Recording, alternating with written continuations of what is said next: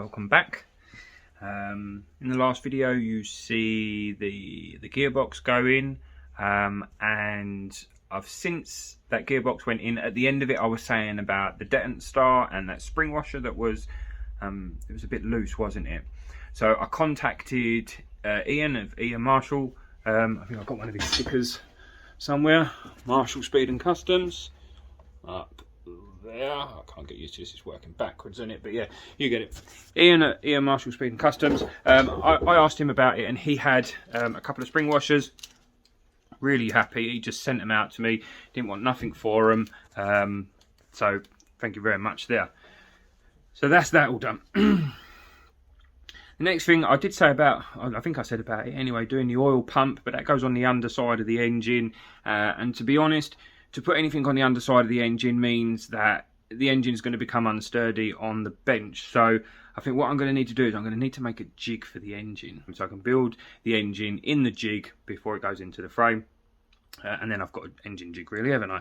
So yeah, so to keep the project moving, I know it has been a while, I'm now going to look at coming up. So pistons, cylinders, that kind of thing. So let's spin it. As you can see here on the bench, zoom out a little bit, get rid of the TV remote. I've got my manual, I've got my piston rings that were supplied by Annie Lad, big all over the Sportster pages and things like that. So thank you very much for hooking me up with those. The cylinders, these have all been cleaned up. They've been honed as well by this company here. What is it? RH Engine Centre in Kings Lynn. All details on there. Standard bore. These were within tolerance, so I gave him the measurements, and yeah, they come back absolutely fine. Just a hone was needed. Don't know if you can see those hone marks in there. Yeah, they come out really nice. I'm pleased with those. So in this video, what I'm going to be doing is, first thing, got my two top rings here, first ring and second ring. I'm going to be checking the gap of these. So this is going to involve putting the rings into here. I'll drop a piston down so that I can put a ring on top of it, push the piston up. It then puts the ring nice and square in the bore there. And then with the feeler gauges and coming over to the book here, so it tells me that my gap needs to be between 0.010 to 0.23. So it's quite a big gap there, quite a big tolerance. All my feeler gauges, let's see if that can focus. 0.01 to I've actually got out 0.22. So I think that'd be, I don't really want to be at this end if I'm honest, because this is the biggest tolerance, and I'd rather be sort of in the middle here, hopefully. So the idea is, piston ring goes in, feeler gauge to tell us what the gap is.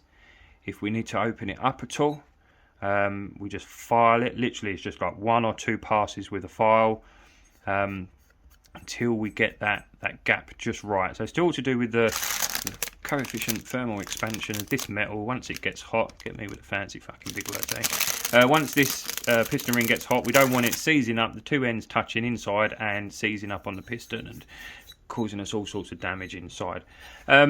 I have run these through the parts washer, but I've not gone crazy with them because the owner doesn't want a brand new looking engine. He wants it to still look a little bit tired, if you like. So yeah, that's that.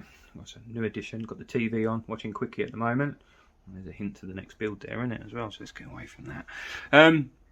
Yes, let's look here as well, it's where the camera is. So yeah, that's what I'm going to be doing. So unfortunately we're just on the phone camera tonight because I left the GoPro indoors. I come out just doing a couple of little bits and realised that I could actually get this done. So whip the phone out, get doing a little bit of filming, yeah, and show you how we got on with it. So I'm going to get these unwrapped and show you measuring the gap. So give us a second.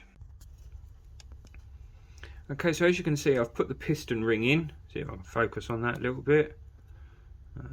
Just there, and lock it. Okay, so you can see I put the piston ring in. I put oil down the bore, and then slid it in. Used the top of the piston to push it down so that I know that the piston ring is now square in the bore.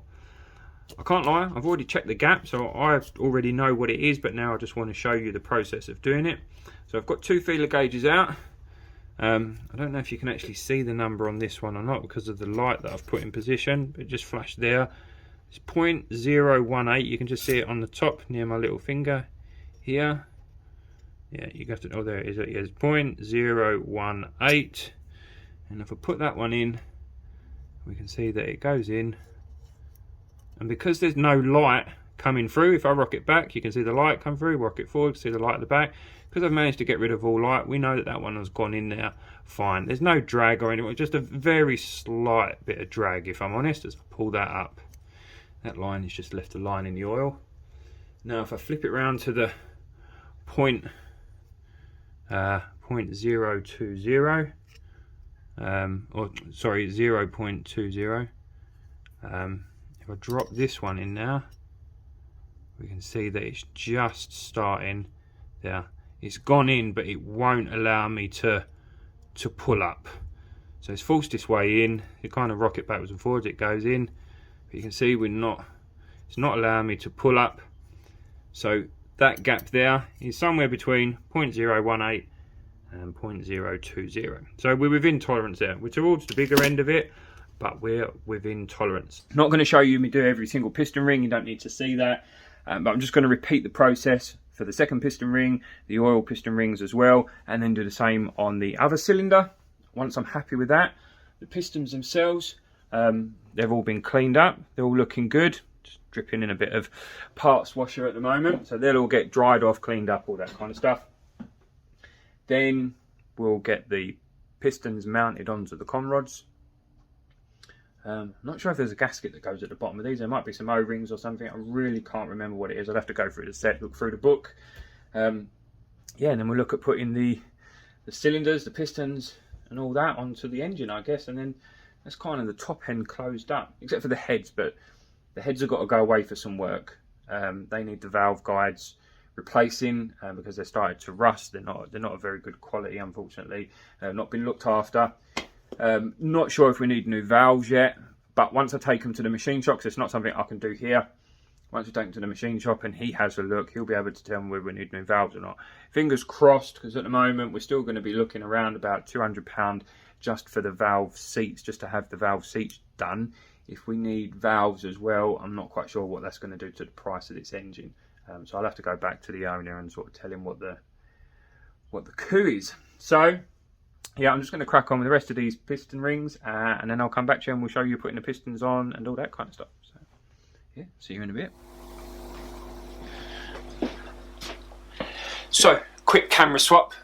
Actually, it's more than just a quick camera swap. The other day, yeah, because it's a few days later, when I was sorting out, I was just getting ready to put the piston rings on and thinking about getting the pistons mounted on the con rods, and I noticed that I was missing the wrist retaining clips that go on the inside there. Fortunately, I've got Annie and Alflad pretty close, so I quickly shot over to them and was able to pick up some new pins pretty quick. So I'm back, I've gone over to the GoPro now, I've set up on the bench, and in this episode, well, it's to continue on, I'm going to be putting the piston rings on, getting the pistons mounted onto the con rods, then hopefully get the barrels onto the top of the engine as well.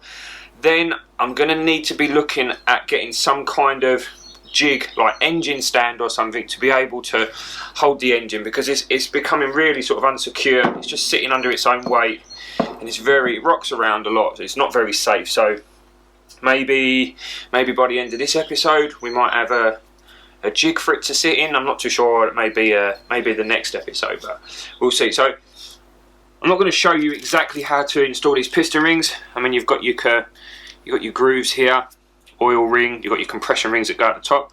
I'll fit them all, and then I'll do that in a hyperlapse, and then you can see afterwards. I'll point out a few bits to you afterwards once it's all done. Cool.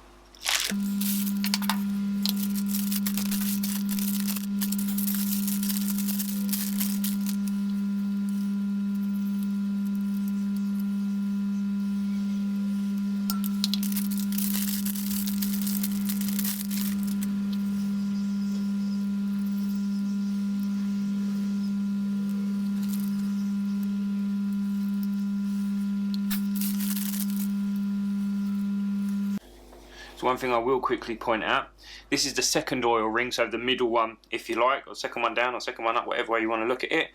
just here, very faintly, there's a dot. When you're installing them, make sure that dot faces up.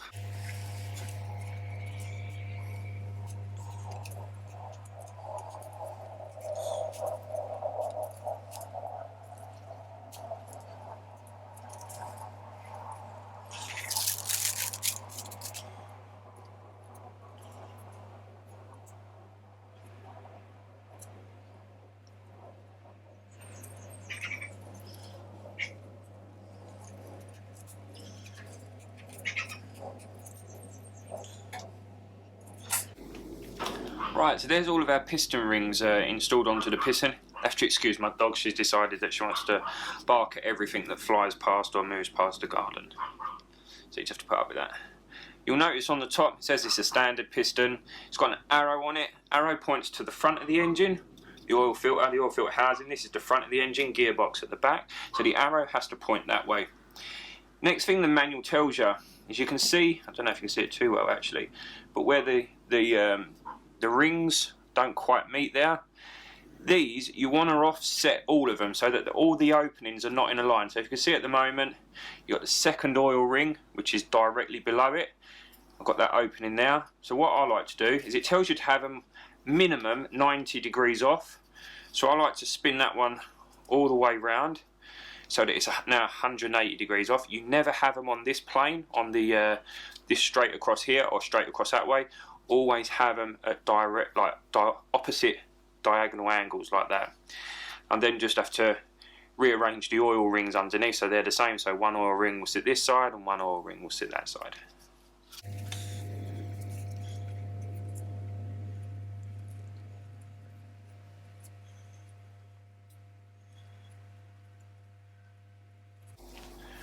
Okay, cool. So we've got the opening just there for the top ring. Second ring is there, one of the top oil ring is there, and the bottom oil ring opening is just there. I'm going to set this one down and do exactly the same thing on the rear piston as well.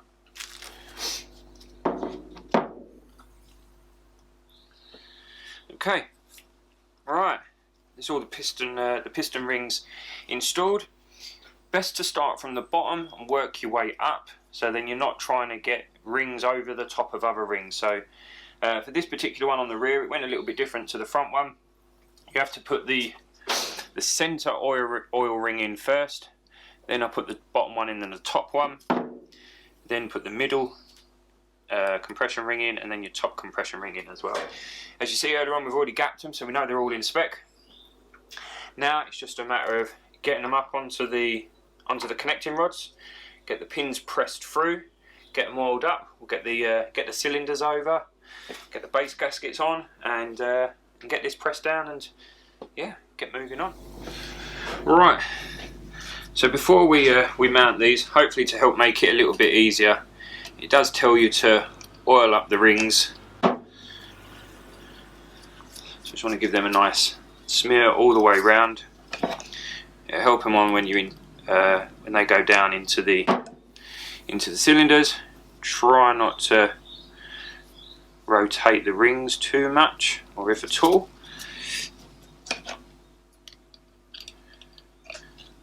Just means it should be easier once we actually come to sliding the cylinders on and they're in sort of that upright position. So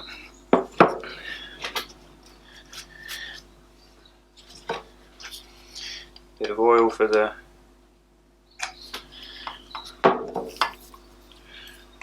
gudgeon pin now. Now hopefully we should be able to get this to slide straight through, and we can. Oh, there we go. Weight of the engine's changing now. First piston on, nice and easy.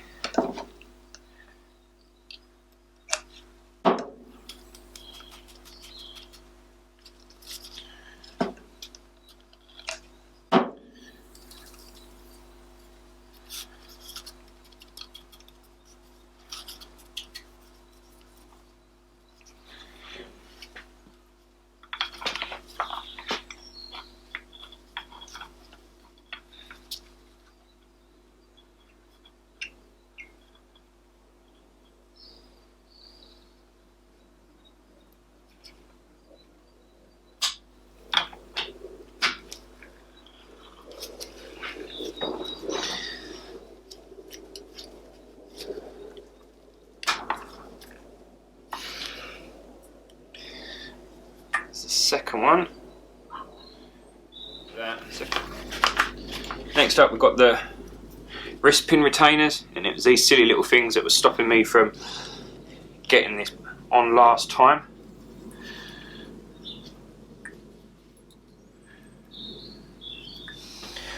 Right, so I had to stop for a little while there simply because I live right near some air bases, or between a few air bases actually, and we've got a lot of activity going on at the moment. So there was quite a few jet planes going over the top, making a hell of a racket. The dogs were going berserk, so it's just easier if I turned the camera off. So I went away, made myself a cup of coffee, had the engine laying down so that I could fit those gudgeon pin clips. Also, whilst I was at it, I noticed that I hadn't fitted the crank seal either, the main seal on there. So I just pressed that in. I literally just tapped it down with a copper mallet and then drifted it in the last little bit so that it's flush there. So that's one of those little jobs all ready to rock and roll. Then I took the time to just get the tools out and get the components ready for the next part, which is coming up now. Cylinders, pistons are on. They all look good. There's plenty of oil on them now, which it tells you need to be doing. A couple of eagle-eyed amongst you will notice as well that when I've been building this engine up, these 4 studs were not in previous videos either, but they've been in this video. Basically, in the manual it tells you that you need to measure a set length and you mark it with some paint. I think it's like 4.85 something. I can't remember it, 4.85 something inches. You wind it down and then you measure from the top of the stud down to the top of the cylinder to give you a minimum and a maximum height that this needs to be, so that once the barrels go down, it will all still like pull up snug, and it's not going to bottom out on these collars. A couple of drops of blue Loctite in there, and that should keep it all happy days. So next up, I'm going to put the base gaskets on, which are these ones here, fresh out of the pack, and then we can look at compressing the piston rings and getting the cylinders up.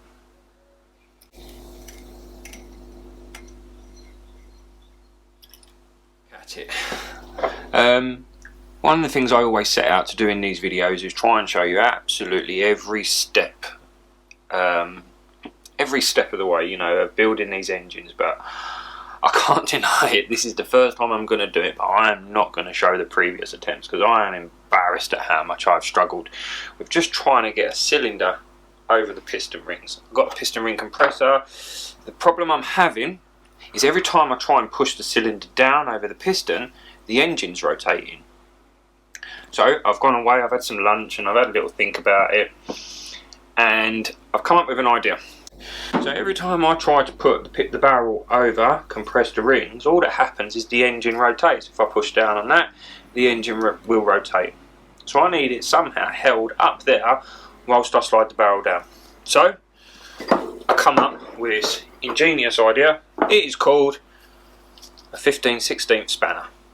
To be honest, I think a 23mm would probably be better, but they don't make one. I don't have one anyway, if they do make one. But what I found out whilst I was thinking about this whilst having me lunch, it's just so simple. It fits onto there perfectly. The engine is now, it will not rotate obviously in that direction. And when I'm trying to push down, that's the direction that the engine wants to rotate, in that direction. Simple.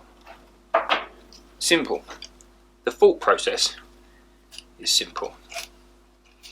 But is the actual doing it simple?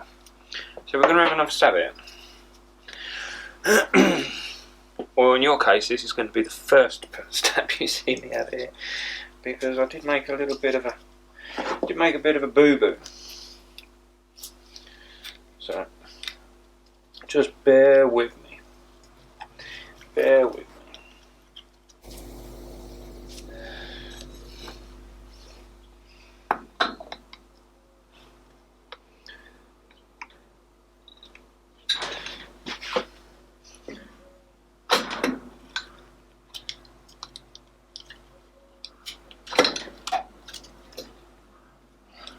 Alright,